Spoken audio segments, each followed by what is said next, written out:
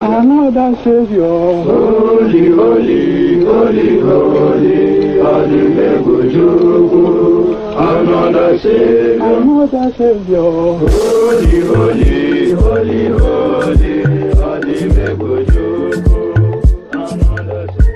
well, this is Mobien. This is dedicated to the gallant heroes of the Nigerian Biafran War and IPO families all over the world. I remember the Nigerian Biafran War, in the thickness of the Biafra genocide. Hey, one man revived the vanishing hope to life. Let the great Biafran Army to fight, and they were singing out, holy, holy, holy, holy, all the men will do is another Savior. They were singing out.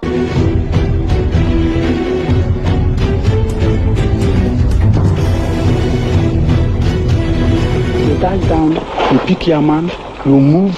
You dash down, you pick your man, you move.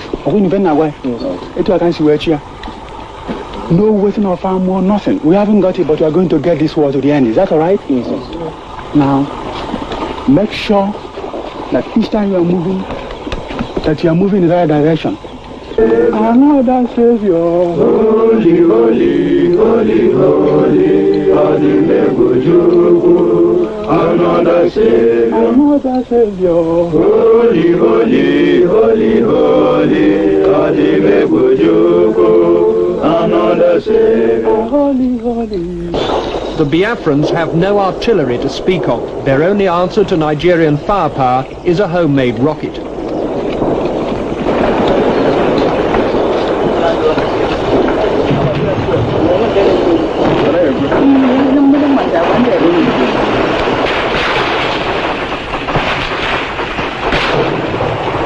About a mile north of Penny, we've come under fire from further east. The enemy is still a long way away, although the rifle fire, light machine gun fire shown extremely close overhead. Our troops are now pushing forward into Penny itself, clearing the enemy as they go.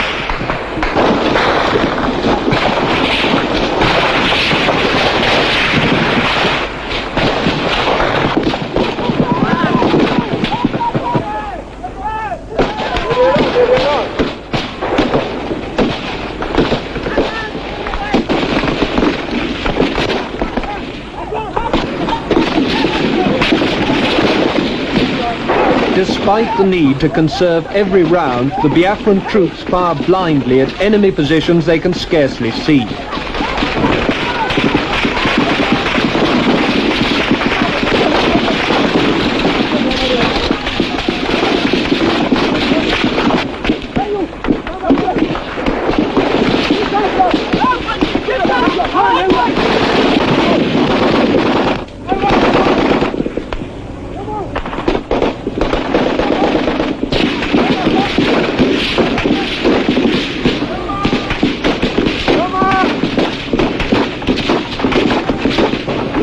Minutes later, the Biafrans are having trouble getting their troops to advance from their forward positions. Most of their bullets are going into the ground ahead.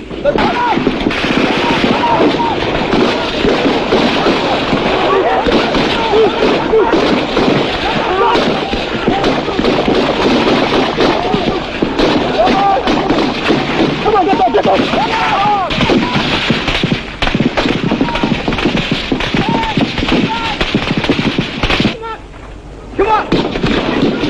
The front line moves forward slowly. Too many NCOs seem to want to lead their men from behind, and the Biafrans have little idea of using what cover there is.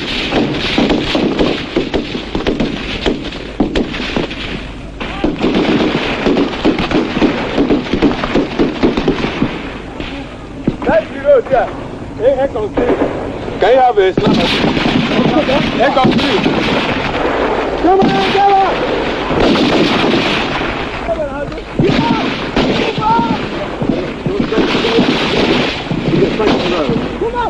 On the road now, the troops have reached their first objective. Now, if all goes well, they'll press on into Penny, round the side of it, and hope to cut the next road down, the road to Uyo. This temporary bridge across the river Oluwa was built by men of the 10th Battalion, when at the end of 6 days waiting, they were informed from military headquarters in Lagos that no engineers were available to do the job for them. It took only 5 hours to build.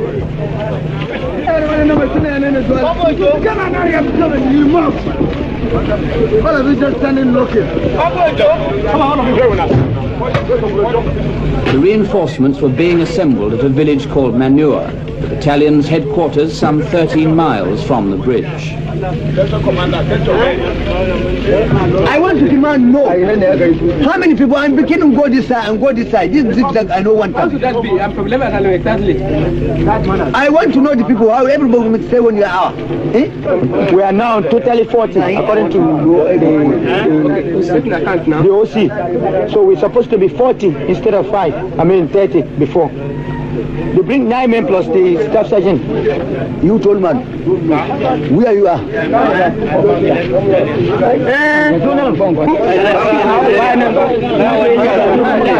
Yes, sir. You press idiot.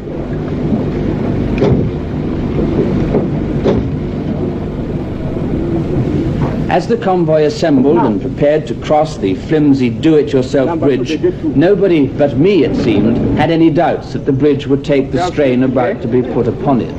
But as he briefed the drivers, Major Ibrahim Tawu, the commander of 10th Battalion, was leaving nothing to chance. No unnecessary acceleration at all.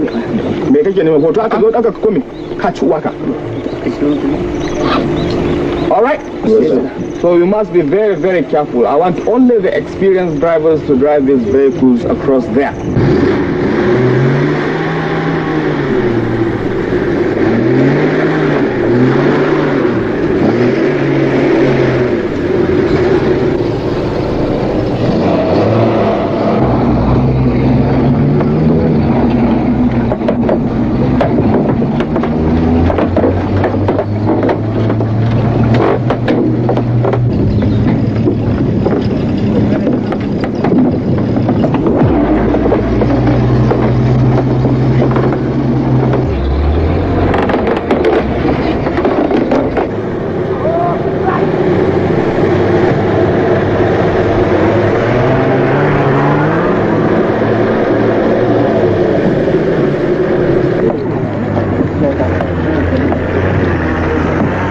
10th Battalion, the first to cross, was the spearhead of the push along the Benin axis to Ore.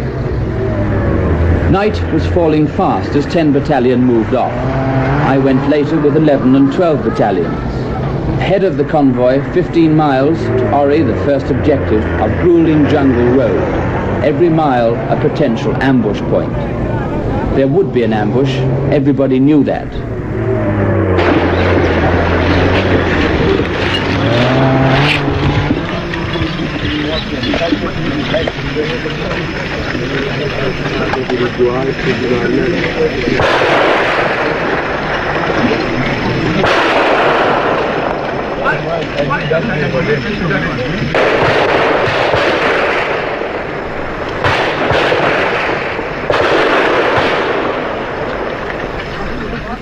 By first light the next morning, the casualties were being counted.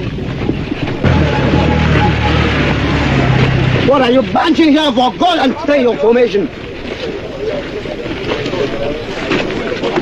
We were ambushed at about 4 o'clock, a heavy machine gun ambush. For a while it seemed that the 3 battalions spread out along this jungle road here were pinning the machine guns down, and then at about 6 o'clock the 12th Battalion panicked. Most of them are recruits that have come in on a crash training program. We dived into the ditch not knowing what was going on.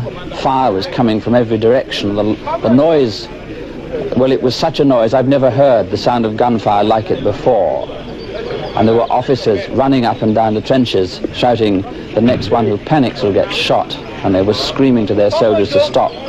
Well, eventually they did stop. But the colonel who's leading the 3 battalions along this axis was very, very cross and very angry with a lot of his own men this morning. What about you? You know that they should not fire over there again. They continue firing me. Well, get into the ambulance. Yes, I was with you there, over there, sir. We was probably shot by one of our chaps too.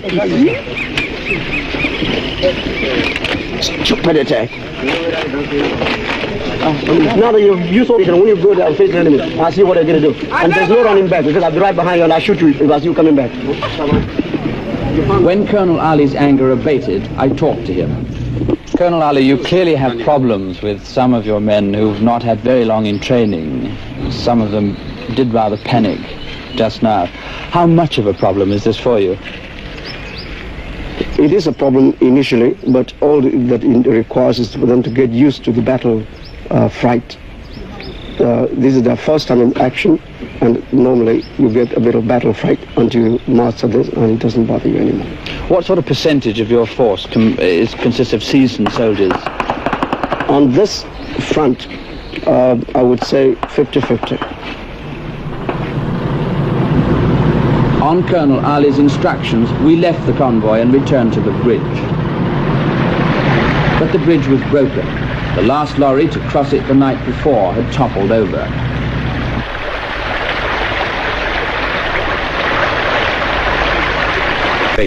Who are currently engaged in Biafra's most successful offensive of the war. How the Biafran Army succeeds, armed as it is with an odd-lot collection of weapons, is a puzzle. Some at the front carry communist-made AK-47s, like those used by the Viet Cong. Some only World War I bolt-action antiques. Others modern British semi-automatics.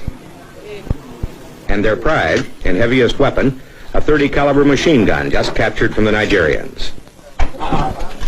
Much, in fact, of what the Biafrans are now using against the Nigerians they have taken from them.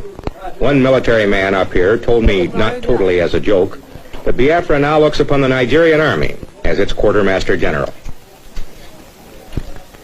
And if the Nigerian Army runs on beer and bullets, the Biafran Army lacks both, with ammunition constantly in critically short supply. These troops had advanced 6 miles in less than a week. Then, practically out of ammunition, were forced to stop on the road to Port Harcourt until more supplies trickled down to them. One of this army's other problems is staying large enough to continue the fight against Nigerians. When Biafra seceded in 1967, it had fewer than 1,000 men under arms, and those mostly officers and clerks. Now it has been built up to between 45 and 60,000. The exact number, a military secret.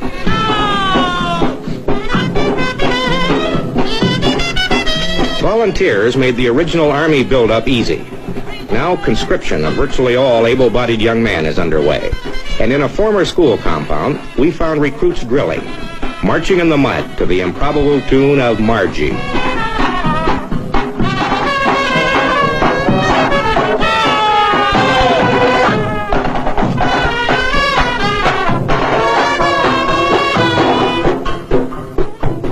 These new soldiers are also taught the rudiments of jungle warfare and ambush, to be used against an enemy which holds most of Biafra's major cities, several vital road links, but not too much of the countryside. The training is basic, but effective. They're going to stop us right by the shoulder here, and we want to defend it. Go.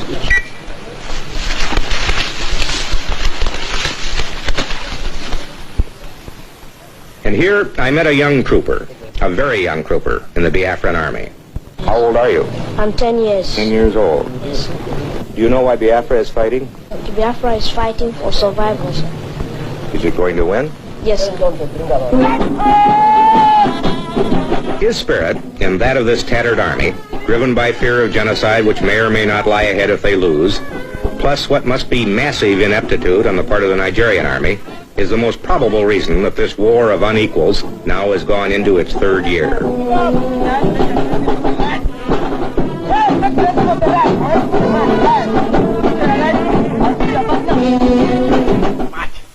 Nigeria before the war had an army of just 6,000, and they were professionals, their officers trained by the British. They served with distinction as part of the UN force in the Congo. But then Biafra declared its secession, and all of the Igbo officers and men, some of the best, left to become the nucleus of Biafra's army.